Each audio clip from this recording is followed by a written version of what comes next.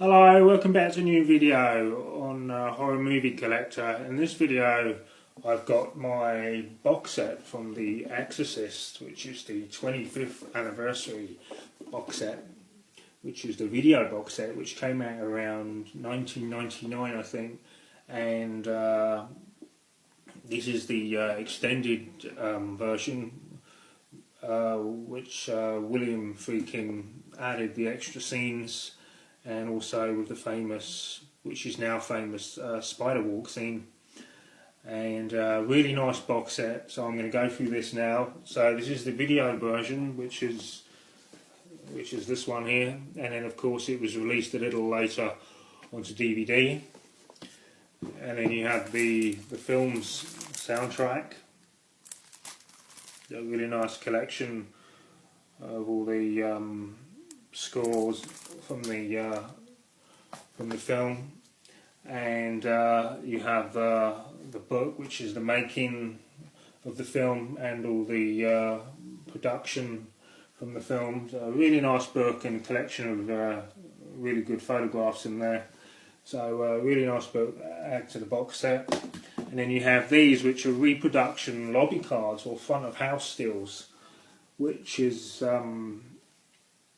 are the American or British versions, and then these were displayed in the theatres or cinemas in the lobbies as you go into the cinema, and they're all scenes from the film. They're not like all the shocker scenes, but they're sort of the lesser disturbing shots from the film. But really nice set of 8 lobby cards there. I have a set of lobby cards which are the Spanish version ones, which would be the original ones. But then again, it's nice to have the British ones as a reproduction set in this box set. And then this here is a film cell that comes with the box set. You've got a photo there of Linda Blair and Max von Sydow with the film cell just at the bottom here.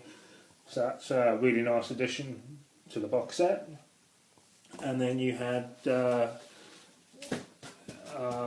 had this, which is not part of the box set, but it's all connected to the same subject, which is like press notes and press stills for the 25th anniversary box set, which is really interesting read overall about the release of the film. It tells you about a true case that was connected to the story, other modern exorcisms, science and possession, a brief history of exorcism, Roman ritual, the author, producer, the director. So yeah, there's quite a lot of information in there. Yeah, it's a really interesting read. But I'm going to go through just a rough overview of the film itself, and try and go into it in a little bit more detail. But the demon in the film is Pazuzu, the king of demons, or the wind bearer of storms and drought. And it has body parts of an animal, or human parts, the body of a man, and the head of a lion or a dog, in the talons of an eagle, 2 wings and scorpion tail, right hand up and left hand down. So it's an unusual ancient sculpture of an ancient demon. And it's this demon that supposedly possesses the young girl Regan McNeil, which is played by Linda Blair. So The Exorcist was a 1973 film adapted by William Peter Blatty from his 1971 novel, and directed by William Friedkin. So it's really interesting how it all came about. And then just recording to my notes here, it's released on December 26, 1973, after Christmas, and then viewers having physical reactions, fainting or vomiting, heart attacks, miscarriages. It's kind of unusual for the times for a film to have that reaction. So it certainly made history to make it that powerful. Regan, played by Linda Blair, after playing with the Ouija board and contacting a supposedly imaginary friend she calls Captain Howdy, starts to act strange, such as mysterious noises, stealing, constantly using obscene language, having abnormal strength. Her mother, played by Ellen Burstyn, living in Georgetown, so that's where the film was based, where the family lives. She plays Chris McNeil. She seeks out help from doctors and then have tests done which have no success. So you have Father, the character at the beginning, you have Father Lancaster, who plays Lancaster Marion, which plays by Max von Sydow, a Catholic priest. Is on an archaeological dig in the ancient city of Hatra in Iraq. He finds an amulet that resembles a statue of Pazuzu, ancient origins, whose history of Marion is familiar. And then you have later on, you have Jason Miller, played by Damien Karras, Father Karras, to help exorcise the demon from Regan, also with the help of Marion to exorcise the demon out of her. The novel, The Exorcist 1971, by William Peter Blatty, inspired by a 1949 case of the demonic possession of a 14-year-old boy in Mount Rainier, Maryland. So it's quite interesting how the story came about. It was a real-life case. The build-up of the possession of Regan has a pattern. For example, Father Lancaster Marion, at the beginning of the film, first encounters the amulet, becomes familiar to it as it's a demon he has defeated before, and now Marion senses a coming of battle with evil once again.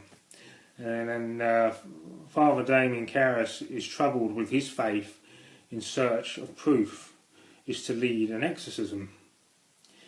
He lives with the guilt of losing his mother and how he was not there to see her die, which affects him emotionally. He sees his mother in dreams and also the face of the devil, a sign of battles with evil to come. So there's all a pattern that builds up with the priests at the beginning, right through the film, right through to Regan, and then even the mother, actually, all pieces together with the pattern of this particular demon, Pazuzu, which is quite interesting.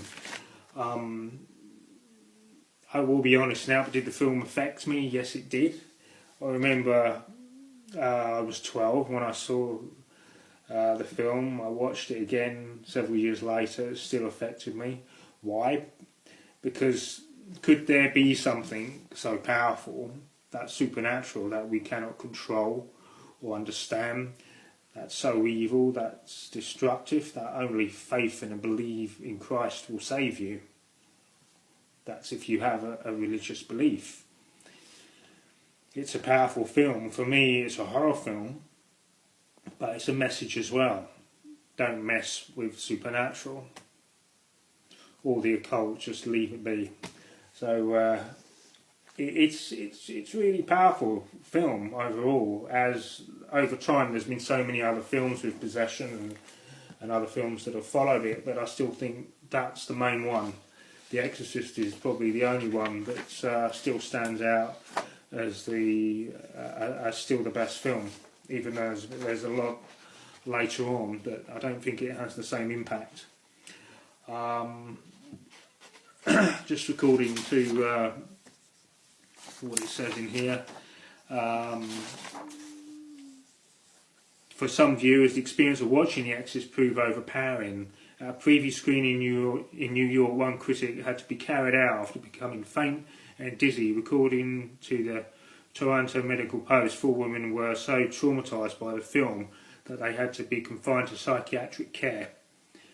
In Berkeley, a man threw himself at the screen in a misguided attempt to get the demon, and all over the country sleepless nights were reported.